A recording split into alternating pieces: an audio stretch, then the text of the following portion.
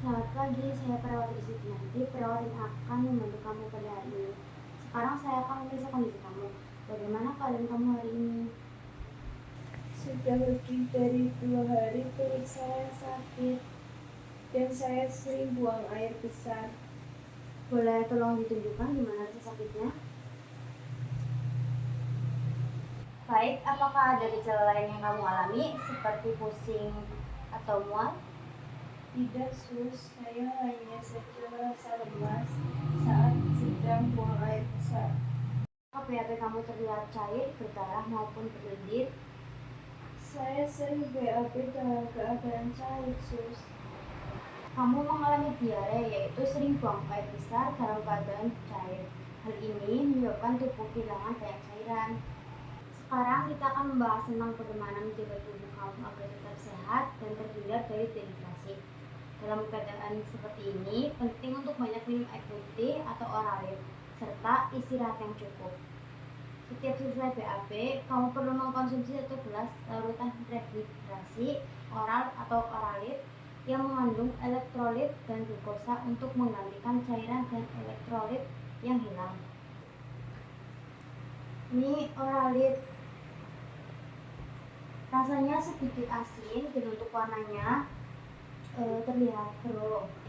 Ini cairannya saya taruh di meja samping kanan kamu ya. Hindari minuman berkafein, beralkohol, dan berkarbonasi karena dapat memperparah dehidrasi. Kamu bisa mengonsumsi makanan seperti nasi putih, bubur, pisang, serta kentang rebus. Hindari makanan pedas selebihnya. Jika ada yang dirasa, beritahu saya atau orang tuamu segera ya. Sebelum saya pergi, bisa tolong diulang saat kapan minum Oralit? Setelah selesai BAB, dianjurkan minum 1 gelas Oralit. Benar sekali, jika perlu bantuan, kamu bisa menekan tombol panggil di samping ranjang. Ini ya. Baik, sus, terima kasih.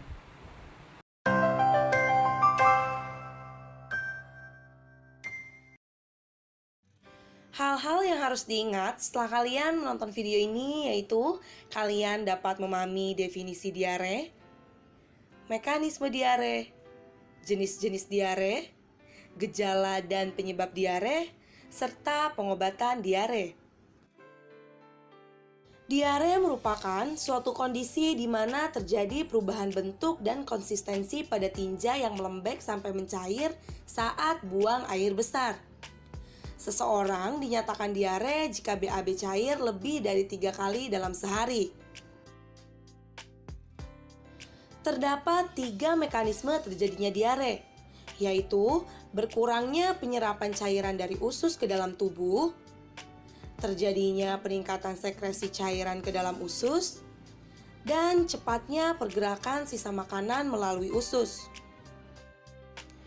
Diare dibagi menjadi beberapa jenis, yaitu terdapat diare akut, biasanya berlangsung selama beberapa jam atau hingga beberapa hari. Kemudian terdapat diare akut berdarah, di mana durasinya sangat singkat, pada umumnya dikenal dengan disentri. Dan yang terakhir yaitu diare kronis, biasanya berlangsung kurang lebih hingga 14 hari. Berikut beberapa gejala utama yang sering terjadi pada penderita diare yaitu umumnya terjadi kembung atau kram perut, perasaan mendesak, ingin buang air besar, konsistensi buang air besar yang lembek atau cair, dan biasanya disertai dengan mual dan muntah. Namun, terdapat gejala lain yang lebih serius yang biasanya terjadi pada penderita diare, yaitu seperti makanan sulit dicerna atau bahkan tidak dapat dicerna. Terdapat darah dalam tinja, terjadi penurunan berat badan yang drastis, dan biasanya disertai dengan demam. Penyebab yang paling umum pada diare yaitu akibat usus yang terinfeksi oleh bakteri, virus, ataupun parasit.